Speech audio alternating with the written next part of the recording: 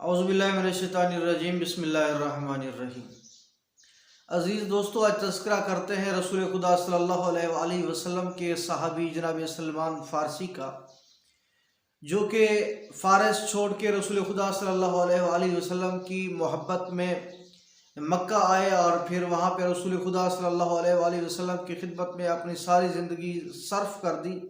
یہاں تک کہ رسول خدا صلی اللہ علیہ وآلہ وسلم نے فرمایا کہ السلمان من اہل البیت۔ اور رسول خدا صلی اللہ علیہ وآلہ وسلم کی رحلت کے بعد جب جناب سلمان فارسی مدائن کے گورنر مقرر ہوئے تو ایک دن مدائن کے بازار سے گزر رہے تھے کہ ایک جگہ پہ دیکھتے ہیں کہ مجمع غفیر لگا ہوا ہے، لوگ بہت زیادہ جمع ہے۔ وہاں پہ رسول خدا صلی اللہ علیہ وآلہ وسلم کے صحابی نے دیکھا کہ آخر میں اس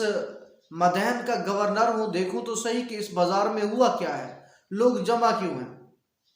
جب وہاں پہ دیکھتے ہیں تو ایک نوجوان ہے جو بے ہوش پڑا ہے اور لوگ اس کے ارد گرد جمع ہے، تو پوچھا کہ اس نوجوان کے بے ہوش ہونے کی وجہ کیا ہے؟ تو تمام لوگوں نے کہا کہ کوئی سمجھ نہیں آتی کہ یہ جوان کیوں بے ہوش ہوا ہے، کہ یہ یہاں سے بازار سے یہ گزر رہا تھا کہ اچانک اس نے ایک چیخ ماری اور یہاں پہ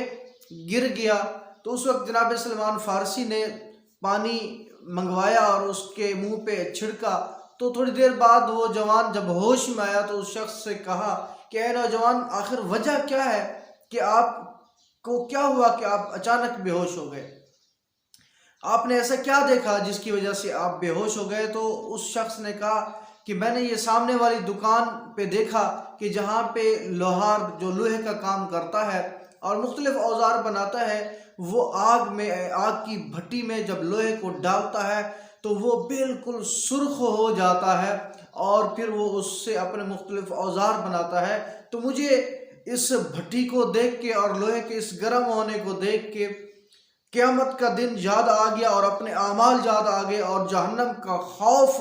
میرے اندر اس حد تک پیدا ہوا کہ میں بے ہوش ہو گیا، کیونکہ جہنم میں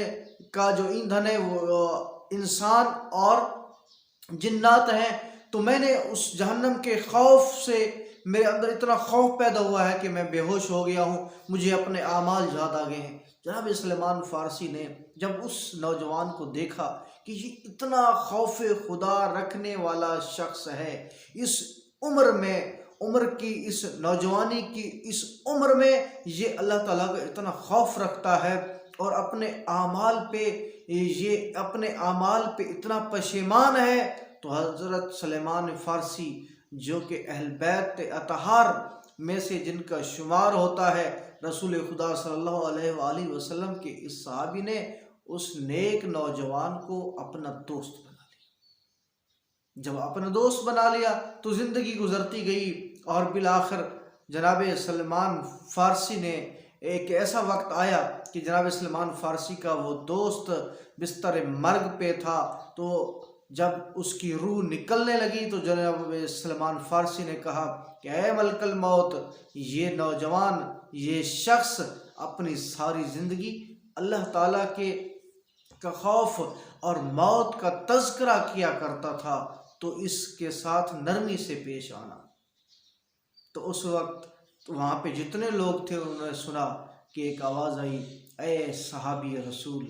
اے سلمان، ہم اللہ اور اس کے رسول کو کی محبت رکھنے والے اور موت کا تذکرہ کرنے والے کے ساتھ نرمی سے پیش آیا کرتے ہیں۔ تو دوستو، یہ جناب سلمان فارسی کا اس واقعے سے 2 سے 3 چیزیں ہمیں ملتی ہیں۔ پہلی بات کہ ہر وقت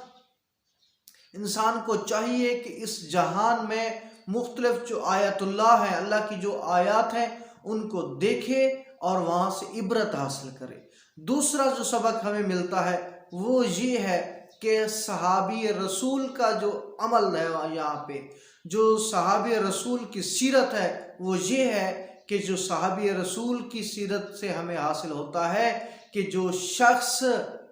نیک انسان ہو،